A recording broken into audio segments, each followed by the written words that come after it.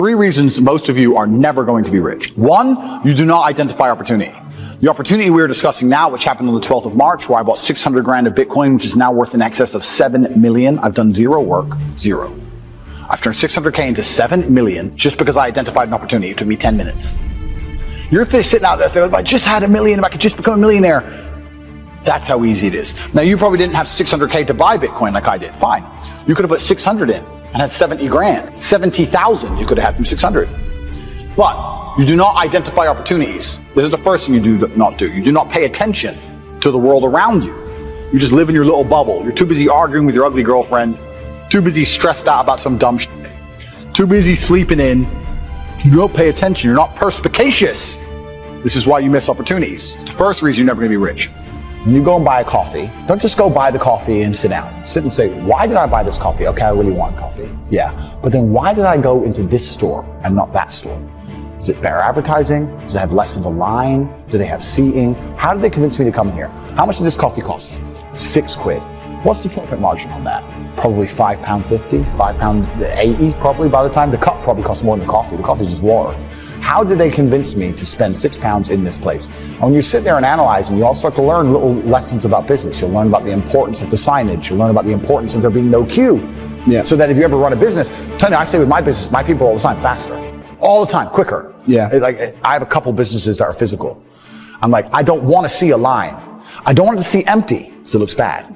So when there's lines, you work fast. When we're down to 1 or 2 people, you take your time, you talk to the customer. You keep it so there's like always one person at the thing. Like, manage the line. Like, people don't think about this stuff. They looked at the most successful men and women of the world, and they found that they had like 7, 8 things in common, and one of the things they all had in common was a routine. Failing to prepare was preparing to fail. The night before a game, I ate the same food. I went to bed at the same time I got up. I ate the same breakfast, with a routine in the preparation. Some people call it superstition, but it's a routine. The stronger your mindset is, the greater your skill set is going to be. So step one is, maybe that's how we ended up here together, my friend. Step one is, I decided to be very logical about it. Chess player, right? So it's like, I want money. What is money? How do banks work? How does credit work? What's fractional reserve banking? All these things we now know to be the biggest cons of the century, right? So I'm sitting there researching money for days and days and days. And then I get more mad because I'm like, whoa, money's trash and I don't have any. Now I'm really annoyed, right? I thought like everyone else did that, everyone puts their money in the bank and the bank takes some of other people's money and lends it out. I didn't know they invented it from the sky. I still at that point thought money was linked to gold. I didn't know nothing. So I'm learning all this stuff and I'm getting really angry. I'm like, now this is really annoying me. So anyway, I had a piece of paper there and I'm in my research phase and it start writing down some dude on YouTube. I don't know who he was, some dork. He was a pro gold guy. This is before, maybe Bitcoin was probably around then, but like early. He was a pro gold guy saying buy gold, buy gold, buy gold. And he was saying the difference between an asset, a liability, et cetera, et cetera. So I started trying to write down what I had. I was like, I have an apartment, I have a BMW. I'm in good shape, but I already use that for fighting. What can I do? I can play chess. I'm just writing down the things I have and what I'm good at. And then I kind of realized, I was like, I've got like 8 girlfriends. because I was traveling the world, and if you win, you get a ring girl. It's kind of like she's banging the winner, right? You win a world title, you get to choose the ring girl you want. It's pretty easy, right? So I had a girlfriend in Slovakia, I had a girlfriend in France, I had a girlfriend in England, all these girlfriends. Do they know about each other? No. Okay. But they find out pretty soon. So I had all these girlfriends, so I'm like, maybe I could open a strip club and like be a pimp, and, be a gangster about it, And then that opening strip club that's literally the first thing you thought about was to go to a strip club? Well, I thought, I have these beautiful girls. How can this is before like Twitch existed. So I was like, what can I do with these hot girls? So it's like, it's just an asset, right? There's these girls and a lot of them were messaging me. They thought I was this millionaire world champion. They all wanted to come London, live with me and thought I was a big boy millionaire and all this stuff. No one's going to sit and wait in a long ass queue. Maybe some idiots will, but people like me won't. We've got shit to do, right? My time's worth money. I'm not going to stand and wait in line. So you have to identify how your money is taken from you. If you start doing that with every single time you spend anything ever, you're going to start to identify business opportunities, and you're going to sit there and you're going to have coffee and you're going to go, you know what? They could have sold cake and they didn't. Could I outcompete this place? Let's imagine I had the money to start a coffee shop right next door. How would I outcompete them? Well, I'd have cake because they don't have cake. Also, most people in here are businessmen. And the guy serving some dude. No, we need a cute waitress. His ass is fired. We need a chick. Put a chick here, some cake in. Financial Times, there's business people in. People don't even think about this stuff. They don't use their brain ever. They don't ever look around and realize how they're spending their money. They don't look around and look at which businesses are successful. They don't look around and pay attention to anything. They don't look at the world and all the things that are happening and how it can benefit them. None of it. They don't look at any of it.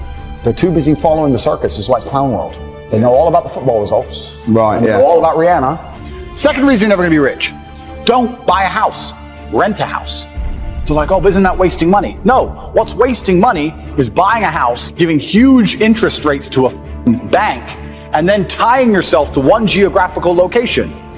The reason humans are the #1 species on the planet is because of our adaptability, the ability to adapt. I can go anywhere on Earth. I can go wherever the money is, where the money resides. If the money's residing in Japan, I can go to Japan. If I need to go to Singapore, I can go to Singapore. I can go live in Las Vegas. Wherever I'm gonna get paid, I can go, and I'll just rent.